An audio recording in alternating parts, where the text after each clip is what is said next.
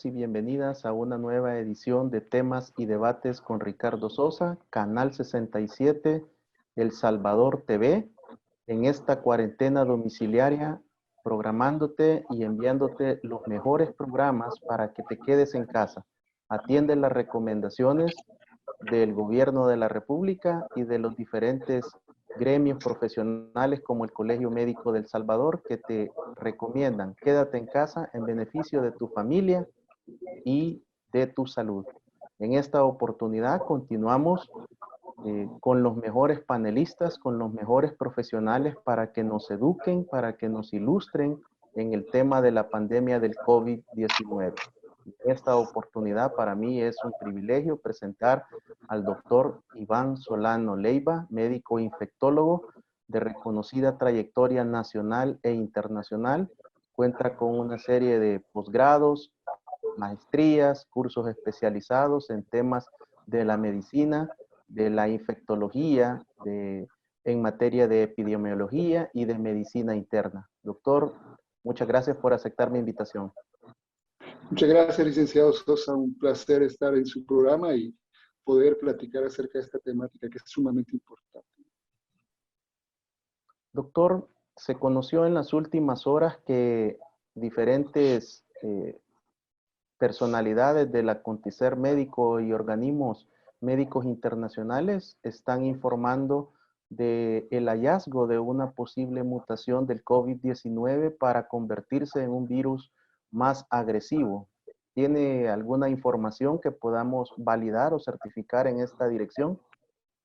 Bueno, en primer lugar, decirle a la población que en estos días siempre van a surgir muchas historias y es importante que podamos valorar la fuente de donde viene esto y poder, en dado caso, si es una noticia en relación a la enfermedad en cuanto a avances, pues hay que hacerle una buena, como decimos, disección a ese estudio que puede estar siendo promovido a través de la industria científica. Y entonces, ¿qué quiero decir con esto? Que no debemos de asumir como cierto cualquier cosa que se pueda estar publicada en redes sociales, sino que debemos de ver la fuente de donde viene. Dicho esto, decirles pues de que con el SARS-CoV-2, que es el virus que produce el COVID-19, pues ha ido cambiando, ¿no? Y ha ido cambiando no es lo mismo lo que vimos en un inicio en China a lo que se ha visto en Europa y lo que se está viendo en América Latina. A mi conocimiento, solo ha habido un estudio que todavía no han aparecido más estudios que lo validen o lo descarten, de que hablaban de cepas del virus, la cepa L y la cepa S, en donde en ese estudio decían de que la L, la cepa L, pues es mucho más virulenta que la contraparte, pero quiero decirles que hasta la fecha pues no han habido otros estudios que validen o certifiquen eso, ¿no? Doctor, en cuanto al periodo de la persona que se encuentra ya con una prueba positiva, ¿cuántos días es lo que transcurre para volverse grave en el organismo? Bueno, me permite contestarlo de esta manera. Recordemos que la enfermedad sabemos que tiene variedades de presentación y de severidad, variedades de severidad. Gracias a un estudio que fue publicado por el Centro para el Control y Prevención de Enfermedades de China, allá por el mes de febrero, donde se siguieron alrededor de más de 70,000 personas, nos pudimos dar cuenta que un 81% de personas que desarrollan el COVID-19 tienen una enfermedad leve.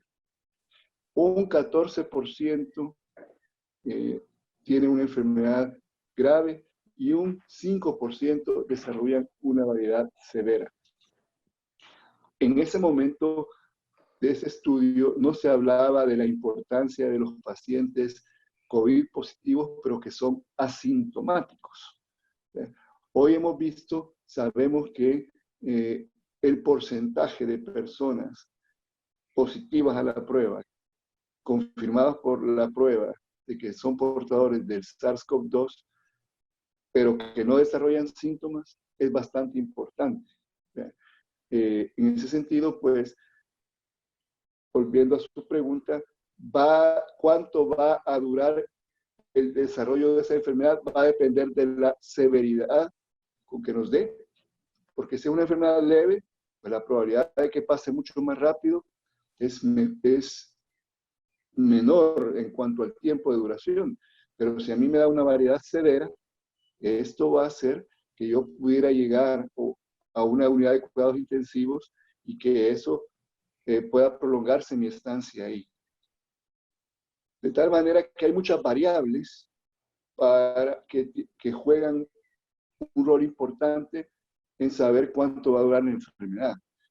Pero tratando de enfrascarnos o de poner en el caso de los pacientes que están en desarrollo de una enfermedad crítica, se dice que inicialmente comienzan con fiebre, malestar general, como los demás, y que generalmente al final de la primera semana es cuando comienza una respuesta inflamatoria severa que lo lleva a esa etapa de la enfermedad bastante crítica y que pone en riesgo su vida o incluso pues lo lleva a la muerte, ¿no?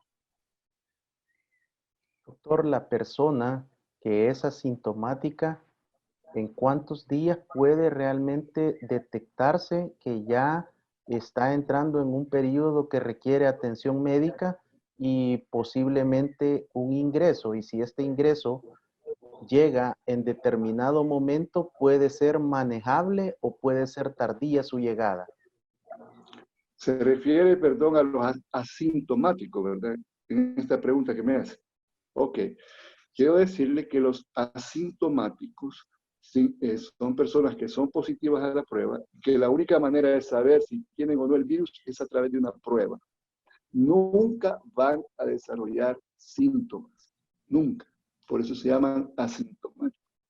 Están otras personas que se llaman los presintomáticos. ¿Y eso qué significa? Que cuando le tomamos la prueba a esa persona, en ese momento no tiene síntomas, la prueba me sale positiva, pero posteriormente desarrollo los síntomas, ¿ya? Pero el asintomático nunca desarrolla los síntomas. De ahí que los asintomáticos representan lo que está a la base de un iceberg, ¿ya? Haciendo la analogía al iceberg. Solo vemos la punta de los pacientes sintomáticos, pero allá abajo está hundido o está cubierto una gran cantidad de personas que son asintomáticos y que muchas veces, y que pueden transmitir la infección, perdón, y que muchas veces no saben que tienen el virus. De ahí la importancia de que como salud podamos tener la capacidad de poder encontrar a esos asintomáticos de manera temprana y poder llevarlos a un centro de aislamiento o bien dejarlos en un aislamiento domiciliar. Quiero decirle que este es un concepto que muchos países están utilizando. La cuarentena domiciliar, pero no como la que nos está aplicando ahorita el sistema de salud pública y el señor presidente de la República.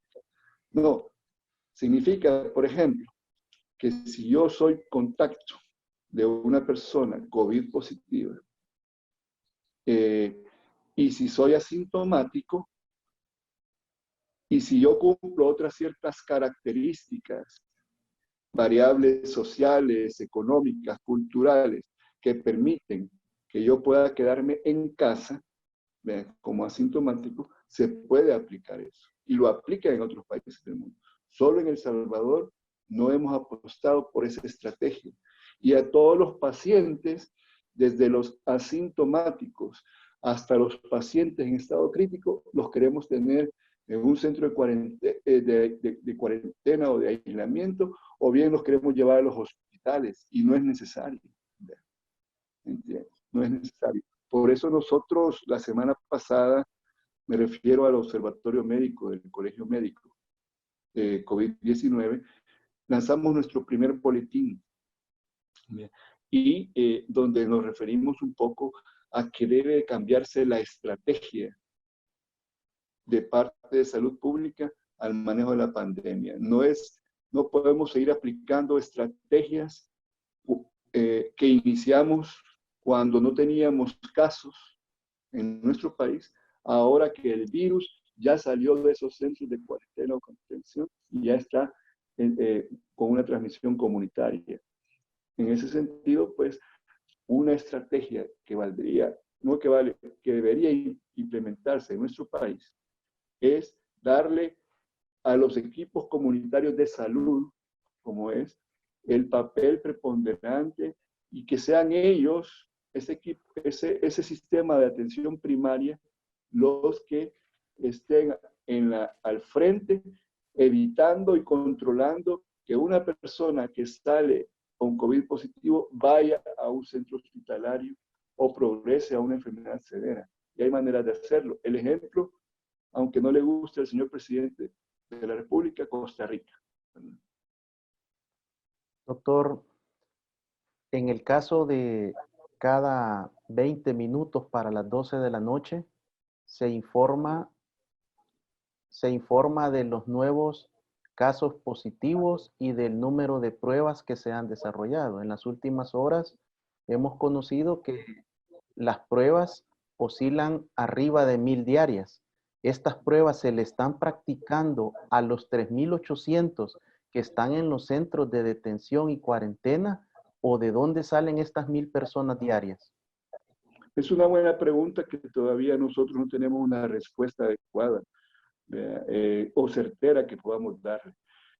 Lo que sí nos hemos enterado a través de denuncias de personal de salud al colegio médico es que ya tienen un rezago de 10 días para procesar las pruebas. ¿Qué significa eso, licenciados? Por ejemplo, me toman la prueba a mí este día. Se tardan para darme resultados, o sea, me toman la muestra, pero mi muestra no me la procesan, sino que hasta dentro de 10 días, ¿sí? Y me vienen a dar el resultado por lo menos hasta dentro de 10 días. Bueno, en realidad ni se lo informan a la persona, ¿verdad? A la persona no le informan, pero la procesan dentro de 10 días. Entonces, eso hace, en primer lugar, que nosotros tengamos datos que no son confiables, brindados por el Ministerio de Salud. ¿Verdad? Y eso, en el manejo de una pandemia, perder la credibilidad como organismo del Estado y que dirige la pandemia en teoría, es preocupante. Luego, en esta cantidad de personas que reportan a diario, que el Ministerio reporta a diario de que hacen pruebas, fíjese que probablemente, muy probablemente, ahí está incluyendo pruebas que se le están repitiendo. Sabemos que a muchas personas les hacen 1, 2, 3, 4 o más pruebas, y entonces las estemos tomando no por persona, sino por cantidad global. ¿Me explico? Es decir, que, por ejemplo, yo estuviera en un centro de cuarentena y durante mi periodo me han hecho 3 pruebas, a mí debería reportarse como pruebas realizadas en realidad una, ¿me entiendes? Una para la estadística, pero están tomando 3.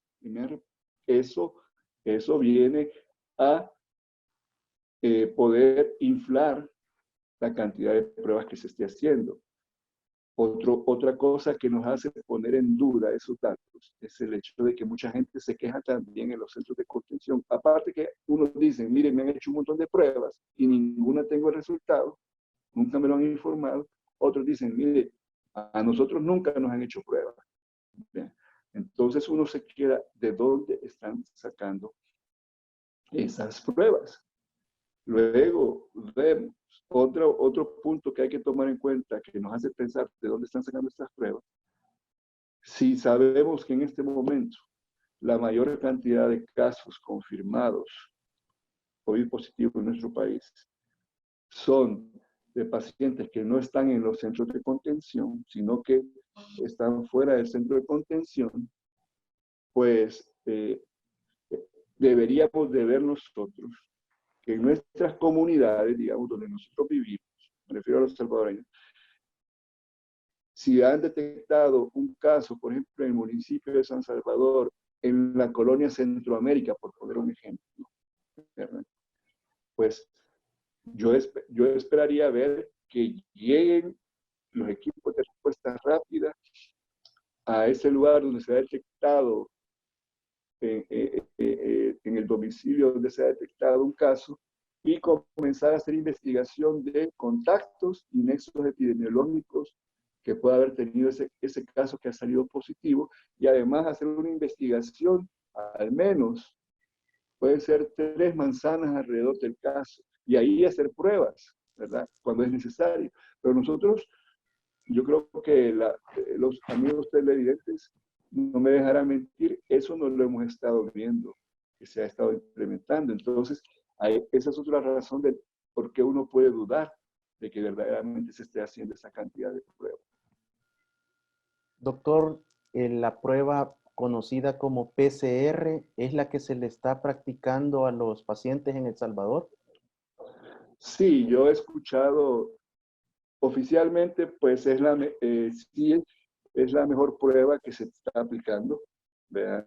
Es decir, es una prueba de reacción en cadena de la polimerasa, que esos son las siglas inglesas PCR, y la que se está utilizando actualmente es por la RT-PCR, que es la transcriptasa reversa, que es una muy buena prueba, que tiene buena sensibilidad, buena especificidad para detectar casos. Sí, y esa es la que se está haciendo en el país actualmente. Ahora, va a depender también de muchos factores externos a la prueba, si puede o no darnos falsos positivos o falsos negativos. Pero, con respecto a su pregunta, esta prueba que se está haciendo de parte del Ministerio de Salud es la prueba indicada para llevar a cabo el diagnóstico de personas COVID positivas. ¿Esta prueba está disponible en los laboratorios privados de El Salvador o es una prueba exclusiva por el momento para el Ministerio de Salud? Bueno, eso es una prueba exclusiva todavía porque falta la implementación de algunas cosas, pero era una prueba exclusiva del Ministerio de Salud, de que ellos solamente son ellos los que iban a procesar y tomar la prueba. Sin embargo, en esta última ley que fue aprobada por la Asamblea Legislativa el pasado lunes, o en la madrugada del lunes, ¿sí? No, del martes, sería la madrugada del martes, que se aprobó esa ley, pues ahí sí está incluido que ahora el gobierno ya acepta, va a autorizar a laboratorios privados certificados por ellos, y eso está bien, o sea, siempre siendo la Rectoría del Ministerio de Salud, va a dar la autorización a aquellos laboratorios privados que tengan la capacidad para hacer la prueba, para que la puedan llevar a cabo. Además, otra diferencia con respecto a antes de la aprobación de esta ley es el hecho que también va a certificar y autorizar a hospitales privados para la atención de personas que se detecten COVID positivas. Antes del día lunes, nosotros no podíamos enviar a un paciente en lo privado a un laboratorio a hacerse la prueba, porque estaba el decreto ejecutivo número 16, que decía expresamente que estaba prohibido la importación y la realización de pruebas diagnósticas para COVID-19 a laboratorios privados. Y tampoco no podía, por ejemplo, usted me venía a mi consulta privada y me decía, doctor, bueno, me hacía la consulta y yo determinaba que usted era un probable caso COVID positivo. Yo en ese momento, como médico privado, en mi ejercicio de la medicina privada, no podía indicar ingreso a un hospital privado, sino que tenía que decirle, licenciado, vamos a llamar al 132 y ellos van a hacerse cargo de su caso, ¿verdad? Pero con esta nueva medida en esta ley, pues se espera de que se pueda hacer hoy la atención en lo privado, el ingreso en lo privado y además las pruebas. Algo que nosotros también desde hace casi más de un mes veníamos planteando como colegio médico, que el Ministerio de Salud estableciera alianzas estratégicas con laboratorios privados en nuestro país que tienen la tecnología y el personal experimentado a realizar pruebas. Esperemos que este decreto sea sancionado por el presidente y que además, lo más pronto posible, y que además el Ministerio de Salud dicte cuáles van a ser los criterios para dar el visto bueno a laboratorios privados y a los hospitales privados que puedan atender pacientes COVID positivos. Muchas gracias, doctor. Llegamos al primer corte de esta entrevista, agradeciéndole esta ilustración, esta orientación sobre la terminología y estos conceptos que para la población son importantes de manejar. Regresamos después de este corte.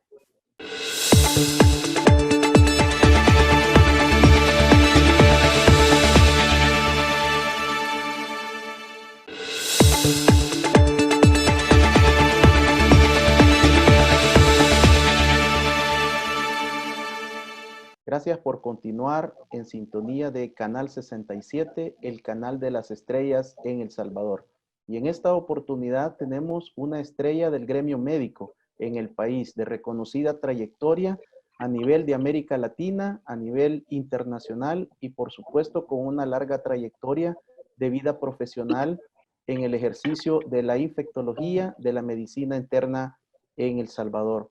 Doctor, ¿cómo nace la necesidad del observatorio del Colegio Médico del Salvador y que ya han emitido un primer boletín de amplia difusión y de mucha ilustración para los ciudadanos? Bueno, la necesidad surge precisamente, bueno, antes de comenzar a contestar a su pregunta, gracias por sus conceptos. No es así tampoco de que yo le agradezco sus conceptos, pero estamos agradecidos por su comentario. Pero volviendo a la pregunta, la necesidad que surja el observatorio médico COVID-19 del Colegio Médico surge debido a que como gremio médico, como colegio médico, estamos lo dicen nuestros estatutos, en la obligación de participar y colaborar en el diseño de políticas públicas, de políticas de salud pública, ¿ya? Y poder colaborar con las instancias correspondientes, en este caso, Ministerio de Salud, ¿ya? Para poder atender diversos tópicos que existen en el área de salud pública, ¿no? Y entonces, cuando hemos tratado nosotros, desde un principio, hemos ofrecido nuestros servicios ad honorem, por supuesto, de poder colaborar con las autoridades de salud pública para el manejo de esta pandemia, se nos han ido cerrando las puertas. Y ante ese cierre de puertas, donde hemos visto que la pandemia en su segunda etapa no está siendo adecuadamente manejada, pues dijimos, bueno, si no nos han hecho caso, debemos nosotros darle a conocer a la población cuáles son nuestras opiniones técnicas, nuestros análisis técnicos, nuestras propuestas técnicas para mejorar el manejo de la pandemia. Y de ahí la necesidad. Nosotros, es preocupante, ¿verdad?, que en nuestro país esta crisis de salud pública esté siendo manejada por una persona que no tiene conocimiento de salud pública. ¿Y a quién me refiero yo? al presidente de la República. Vemos que el presidente de la República es el que dicta todo acá. No vemos a un ministro de Salud activo en el aspecto de que ni siquiera es tomado en cuenta a la hora de las cadenas nacionales de radio y televisión, el señor ministro de Salud Pública. Prácticamente las cadenas nacionales de televisión del presidente son monólogos en donde él dicta las medidas de salud pública que se van a tomar, dicta las acciones en economía, etcétera, etcétera. Pero no es los ministros respectivos, y en este caso, el de salud pública, el que tome las riendas. Y esa es una pequeña diferencia, bueno, una pequeña diferencia que hace grandes cambios o grande impacto en lo que es la pandemia. Hablemos del país que no le gusta al presidente hablar, de Costa Rica. Cuando el señor presidente de la República de Costa Rica da una conferencia de prensa o una cadena nacional, está flanqueado por su ministro de Salud y por el director de la Caja Costarricense del Seguro Social, que en el sistema de salud costarricense, el Seguro Social es el responsable de la atención y provisión de servicios médicos a los costarricenses. No es el Ministerio de Salud, como es acá también, que es un sistema fragmentado de salud en nuestro caso. Pero ¿qué es lo que hace el señor presidente de Costa Rica? Da su mensaje a la nación, con mensajes políticos, por supuesto, ¿verdad? Da un mensaje de llamado a la unidad, de llamados, o hace un mensaje de que les transmite, perdón, a los costarricenses serenidad, paz, etc. Y luego le da la palabra a sus asesores de salud pública, que son el ministro de Salud y el director de la Caja Costarricense, quienes dictaminan las medidas de salud pública que se van a implementar y fundamentan del por qué se va a hacer esas medidas de salud pública. Esas son pequeñas y grandes diferencias. Cuando lo comparamos con lo nuestro, no sucede eso, ¿no? Vemos un monólogo y el señor presidente en nuestro país está haciendo lo que nosotros decimos. Nosotros los médicos tenemos un concepto importante desde el punto de vista técnico. Buscamos, aspiramos y tratamos de ejercer nuestra práctica basados en medicina, tomando en cuenta, principios de medicina basados en evidencia científica. Pero en este país, en estos momentos, estamos aplicando, el señor presidente de la República, medicina basada en la presidencia. Igual a medicina basada en ocurrencias. No están tomándose criterios técnicos, no están siguiendo lineamientos de la OPS, OMS, protocolos de ellos. Aunque tengan al señor Garzón ahí en las conferencias, al doctor Garzón en estas cadenas nacionales, pues déjenme decirle que ni el doctor Garzón, ni ningún representante de OPS en Latinoamérica van a decir públicamente que están en contra de una medida que pueda estar ejecutando un gobierno. ¿Sí me explico? Ellos, por la misma condición de ser representantes diplomáticos de la OPS acá, por cuestiones diplomáticas, ellos tienen que acompañar sí o sí a las medidas que pueda tomar un gobierno, ¿no? Nunca van a decir públicamente que están en contra. Entonces, que es una medida adecuada, o que es algo adecuado, para mi punto de vista, no. Precisamente si hay un representante del país que está acá para asesorarnos en medidas de salud pública y en diferentes cosas, pues debería tener la capacidad de decirle al presidente de la República en general, me refiero no al nuestro, mire, está equivocado, las cosas deberían de hacerse eso, asesorar, de hecho, el papel de OPS local en cada país es de asesorar al Ministerio de Salud respectivo. Yo no creo que el doctor Garzón esté siendo asesor y dictaminando las medidas que estamos tomando o que está tomando el señor presidente para el manejo de la salud pública. No lo creo. Entonces, esas son pequeñas y grandes diferencias que hacen un impacto.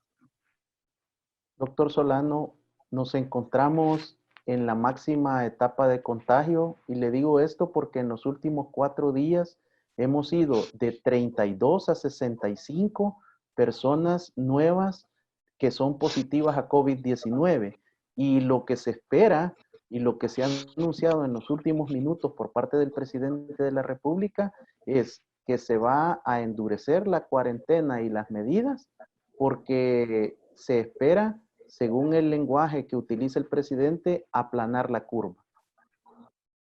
Ok, bueno, ahí tenemos muchas cosas que decir. En primer lugar, lo que estamos nosotros, no podemos nosotros como técnicos poder asegurar, si no tenemos suficientes elementos técnicos, lo que afirma el presidente. Lo que ha afirmado el presidente, todos los miembros del Gabinete de Salud, incluso han convencido a la ANEP de que estas próximas 2 semanas son críticas. Así han venido diciendo. Y eso lo comenzaron a decir desde el jueves pasado.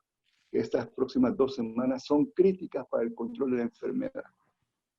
¿En qué basan eso? Pues con los datos que nosotros nos están ofreciendo, o los pocos datos que nos están ofreciendo, no son suficientes para poder afirmar eso. Lo único que podemos decir es que la curva va en ascenso. ¿Qué otras medidas necesitamos o qué otros instrumentos necesitamos para poder afirmar eso? Que conozcan, por ejemplo, el índice de velocidad de velocidad de cómo se transmite la enfermedad. Que nosotros en términos técnicos le llamamos el número reproductivo básico, el RO. Y fíjese que se supone que cada gobierno o el Ministerio de Salud de cada país utiliza esta herramienta estadística para poder pronosticar cómo está la epidemia de una enfermedad, en este caso el COVID-19, y ver qué medidas de salud pública, si las medidas de salud pública están siendo efectivas, etc. Y entonces, cuando se le pregunta al señor ministro, al doctor Alaví, que cuál es el índice de reproducción de la enfermedad del COVID-19 a la fecha, porque ese es algo que me va a medir si verdaderamente estamos en un crecimiento exponencial de la epidemia o estamos en un comportamiento normal, digamos, no normal entre comillas. Pues el señor ministro, el día de ayer, cuando le hice esa pregunta directa, pues me dijo que ellos no saben, no lo han calculado, ¿sí? Y esa es una herramienta básica para poder tomar decisiones de salud pública. ¿Y qué me dice con eso? Entonces, que las medidas no están, o esas afirmaciones de que estas próximas 2 semanas son críticas y que por eso vamos a las estrategias, vamos a poner más duro las medidas de cuarentena, pues no parecen estar basadas en evidencia científica, ¿no? Cuando nosotros hablamos del índice RO, y le voy a poner así ejemplificado para que los televidentes nos comprendan. Si, por ejemplo, el índice RO menor o igual a 1 nos indica que la enfermedad está, o sea, que no hay probabilidad de una epidemia. Pero si nosotros tenemos que el índice RO es mayor de 1, estamos viendo que ante una posible epidemia. Y, por ejemplo, si nosotros calculamos al día de ayer el índice RO del COVID-19 en nuestro país, este índice fuera de 3, ¿cómo se traduce eso? que una persona enferma tiene la capacidad de infectar a 3 a su alrededor. Y lo comparamos allá por el 19 y calculamos nuevamente el índice RO el 19 de mayo que finaliza este nuevo periodo de cuarentena y nos dice el índice RO en aquel momento, miren, fíjense que ya no es de 3, es de 5, por ejemplo. Eso significa que la enfermedad sí está entrando en una etapa crítica, o sea, las medidas que hemos implementado no han sido efectivas. Pero si lo calculamos al final de este periodo de cuarentena y nos sale de 2 o de 1, entonces significa que ya vamos controlando la enfermedad. Entonces, esos parámetros de salud pública técnicos no los están aplicando acá. Está claro cuando el señor ministro, y a quien le agradezco su sinceridad en responderme, me dijo que no lo estaban calculando. Y le agregó, en realidad eso no necesita saberlo la población salvadoreña. Es que no es la población salvadoreña en general que lo necesita saber. Son ellos para poder tomar adecuadas medidas de salud pública. ¿De acuerdo? Entonces, yo no podría en este momento con los datos, ¿verdad? Porque es cierto que 30 es menos que 60 y que 60 es más que 30, pero en medicina no se interpreta tan sencillamente como eso, saber si vamos a desbordarse el sistema de salud por esa tendencia que se ve en ascenso. ¿Verdad? O sea, no podemos hacerlo tan simple como eso para poder afirmar muchas cosas. Más bien yo creo que este discurso dirigido desde la Presidencia de la República y que se disemina hacia los demás funcionarios es un discurso de pánico, con objetivos de poder lograr ciertos objetivos que el señor presidente conoce y que desde mi punto de vista son objetivos estrictamente politiqueros. De enero a la fecha, ¿hemos mejorado en alguna cantidad la capacidad de unidades de cuidados intensivos, doctor? Pues hasta antes del inicio de la pandemia, conocíamos de que había alrededor de 49 médicos, especialistas en cuidados intensivos, alrededor de 49 médicos, y alrededor de que no pasaban de 125 camas de cuidados intensivos en nuestro país. A esta fecha hoy que estamos en este programa, pues ni ha cambiado la cantidad de médicos especializados para la atención de cuidados, especializados en cuidados intensivos, ni tampoco la cantidad de camas, porque, por ejemplo, la cantidad de camas para cuidados intensivos, ¿verdad? Porque, por ejemplo, el hospital de Tecoluca, el hospital de Jiquilisco, que reabrieron, que abrieron durante esta pandemia, estas no tienen unidades de camas, no tienen unidades de cuidados intensivos. El hospital del Seguro Social, que tienen cuidados intensivos como el médico quirúrgico, el Hospital General del Seguro Social, sí tienen unidades de cuidados intensivos, pero no lo han ampliado. Lo único que sí se ha ampliado en el aspecto de la seguridad social es con la apertura del Hospital de San Miguel del Seguro Social. Ahí sí se ha incrementado un poquito más, porque sí tienen unidades de cuidados intensivos y de hecho pacientes del Seguro Social en estado crítico sí ya los están atendiendo en San Miguel, ¿ya? Porque ahí son manejados por especialistas. Esa es la única diferencia que ha habido. En cuanto que no tengo a la cabeza cuántas unidades de cuidados intensivos hay en San Miguel, pero no van de pasar de 5 camas, ¿no?, de cuidados intensivos. Entonces, eso es lo único que ha cambiado. Porque nuestro hospital insigne de COVID-19 que se está construyendo en el CIFCO, yo creo que no va a alcanzar el tiempo para los objetivos que se está construyendo, ¿no? Para la atención de personas con COVID-19, pues no va a dar los tiempos. Y no vamos a tener ese hospital más grande de Latinoamérica a tiempo para la atención de COVID-19.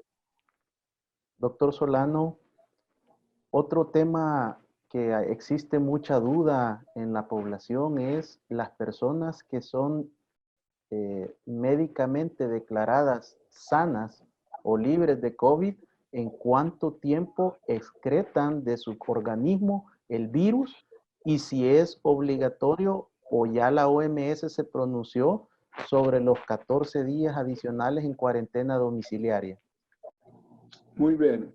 Fíjese que la definición para decir que una persona está curada de COVID-19, que se ha recuperado de COVID-19, la definición técnica es aquella persona la cual ya no está con síntomas de COVID-19 como fiebre, tos, etcétera, y que desde el punto de vista del laboratorio se le hayan hecho 2 pruebas de PCR, de RT-PCR para COVID-19, que sean negativas, 2 pruebas consecutivas con un intervalo de 24 horas que sean negativas. En ese momento podemos decir esta persona ya está recuperada del COVID-19 y la podemos mandar a su casa. Ahora, la OMS recomienda que esa persona que se ha recuperado debe pasar todavía en su casa al menos 14 días. En un periodo de 14 días sin salir o reiniciar sus actividades normales. El CDC acaba de, el Centro para la Prevención y Control de Enfermedades de los Estados Unidos, acaba de, el día de ayer, ampliar su recomendación. El CDC decía 7 días, pero lo acaba de ampliar a 10 días. En nuestro país, sinceramente, el criterio que pueda tener el ministerio en este momento, creo que anda en los 14 días, creo, pero no he escuchado, o por lo menos no he visto un documento técnico que se refiera a un protocolo que se refiera a cuándo voy a considerar a un paciente recuperado en El Salvador. Doctor, hacemos una segunda pausa en este programa para seguir ilustrando a nuestros amigos televidentes. Ha escuchado la participación del doctor Iván Solano Leiva. Quédese en casa, atienda las recomendaciones y cuide su salud y la de su familia. Regresamos.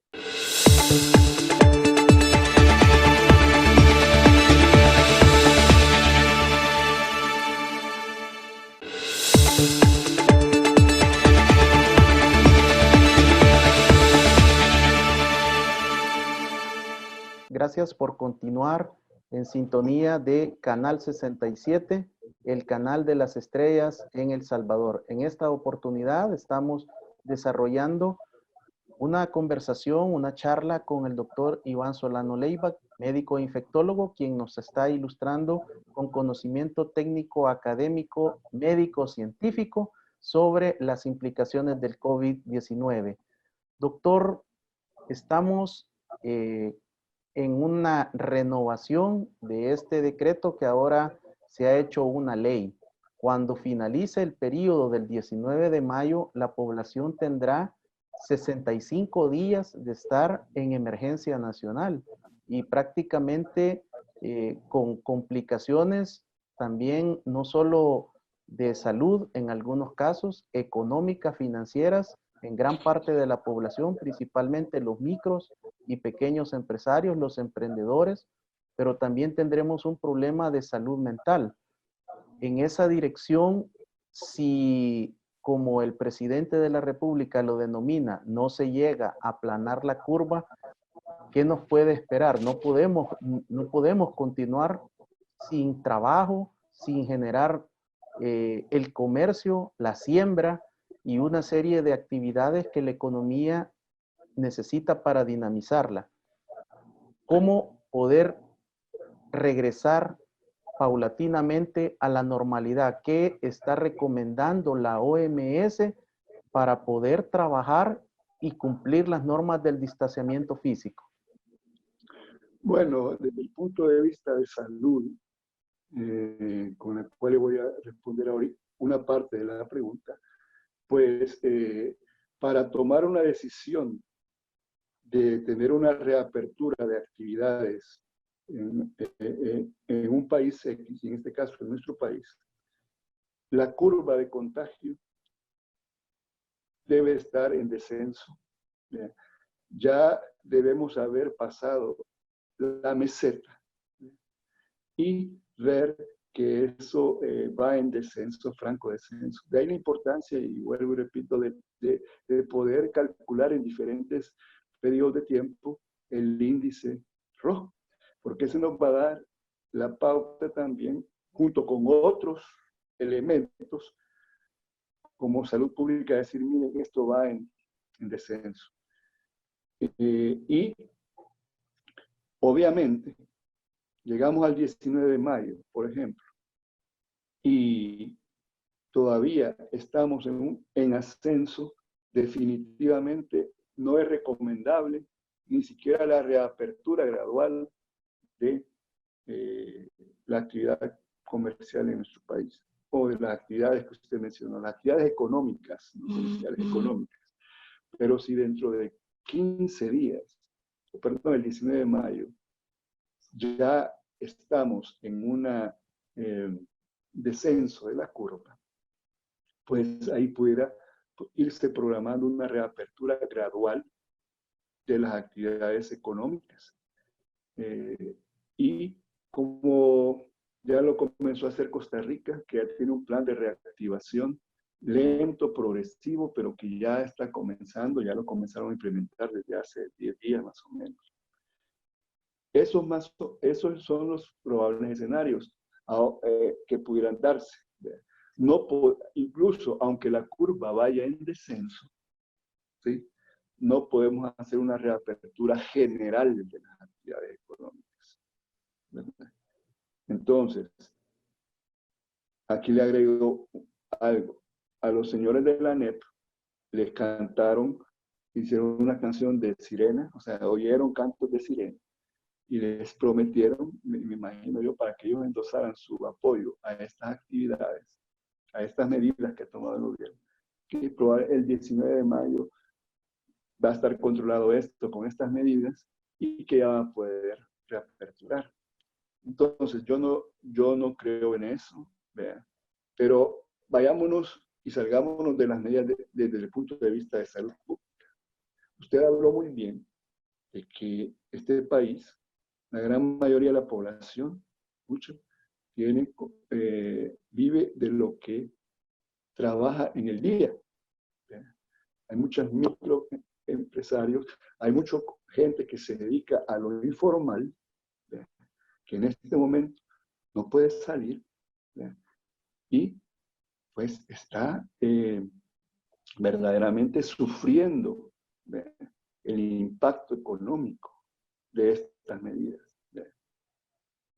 Creo que el señor presidente ayer anunció, yo sinceramente no lo escuché, en general lo que fue la cadena, pero creo que al parecer va a dar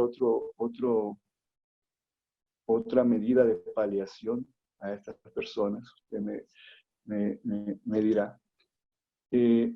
Pero aquí lo importante sería que el señor presidente de la República se dejara asesorar por expertos en el área económica y en expertos en lo que sea necesario, que pudieran planificar las medidas adecuadas para paliar esta situación que están viviendo muchos salvadoreños.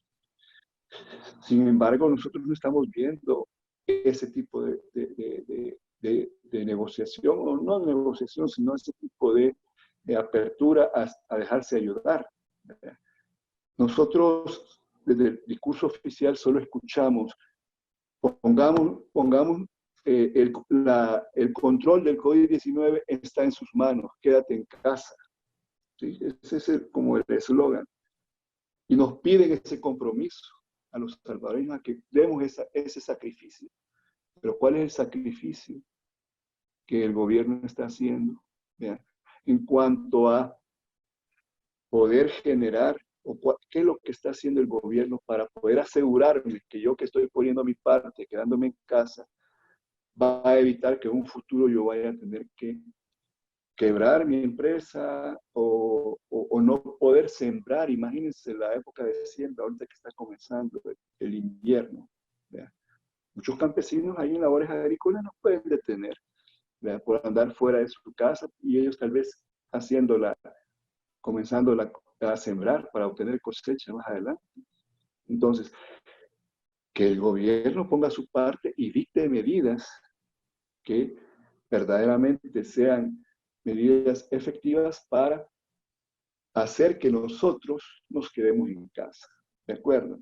Entonces, eso creo que el gobierno tiene de aquí al 19 de mayo para verdaderamente presentarnos planes de reactivación económica, porque ese acuerdo de otros $1.000 millones que han aprobado para el manejo y que la ANEP endosó su apoyo, eso no es para el salvadoreño que vive a diario, en primer lugar. O sea, que sus ingresos económicos le permiten vivir en el día a día. Ese tipo de cuestiones no es para ellos. Si ustedes revisan las medidas económicas implementadas, no hay un apoyo a la población, a la mayoría de la población salvadoreña. No nos Doctor, olvidemos, perdón, solo termino con esto, no nos olvidemos que en unos cuantos meses a la clase media y a una clase que hacemos mensuales, nuestra declaración de renta, vamos a ser impactados por un incremento del IVA y otro tipo de medidas económicas, ¿verdad? Que a quienes van a afectar van a ser a la gran mayoría sin una reforma fiscal, ¿verdad? Como han sido siempre estas cuestiones de reforma fiscal que nos van a afectar a la gran mayoría de las personas que tenemos, que declaramos impuestos, etcétera, ¿no? Entonces, eso sí es preocupante. doctor Solano, ¿para cuándo podemos esperar el boletín número 2 del Observatorio COVID-19 del Colegio Médico? Esta semana ya está dándose los últimos retoques, como decimos, y aparte del análisis de la situación actualizada del comportamiento de la enfermedad, va a ir un apartado acerca de las pruebas diagnósticas, la utilidad de las pruebas diagnósticas, las diferentes pruebas diagnósticas que hay, etcétera, ¿no? Y cómo poder implementarlas, este tipo de pruebas, en las estrategias de salud pública para la contención de la pandemia. Entonces, tendrá que salir antes del día viernes, donde va siempre a través de la página del Colegio Médico y a través de las redes sociales del Colegio Médico, pues se publican. Ustedes, para los indicadores de los diferentes rubros en la epidemiología, están tomando los datos de la página oficial del gobierno del COVID-19. Es lo único que tenemos a la mano, licenciado. Entonces, de esos datos hacemos ciertos análisis, ¿verdad? Pero se deja claro que no podemos, en ese sentido, si los datos estos pudieran no ser los mejores o los que tengan suficiente confianza, pues eso pudiera hacer que también ciertos análisis tuvieran debilidades en ese aspecto. Pero de ahí es donde nos estamos nutriendo, así como el observatorio de la UFG y FUSADES y otros observatorios que están surgiendo ahí. No tenemos acceso a otra información más que la que se publica en la página del gobierno donde hace sus reportes del COVID-19. ¿Están haciendo algún ejercicio con el indicador RO que usted nos ha expuesto en este programa o lo dejan por el momento sin hacer una proyección desde el observatorio? Es una buena pregunta y nosotros sí pretendemos hacer un ejercicio, ¿verdad? De hecho, algunos colegas que no forman parte del observatorio médico, ¿verdad?, que lo han hecho, que son epidemiólogos, pues me han enviado ellos que han calculado el índice de RO según los datos oficiales al momento, y este sale de 0.1 más o menos. O sea, en realidad, ¿qué significa eso? Que la enfermedad no está a punto de desbordarse, ¿verdad? Que no estamos teniendo, que no concuerda con lo que ha dicho el señor presidente de la República y sus funcionarios de que estas 2 semanas son las más críticas porque se espera el comportamiento de que la enfermedad va a ser así.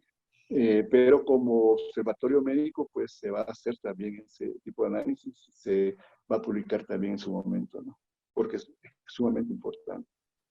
Quiero agradecerle, doctor, el haber aceptado mi invitación, el poder ilustrarnos de esta manera con tanto término de manera entendible para la población y combinándolo también con la técnica académica médica que nos permite también explorar otra opinión que ilustre a todos nuestros televidentes.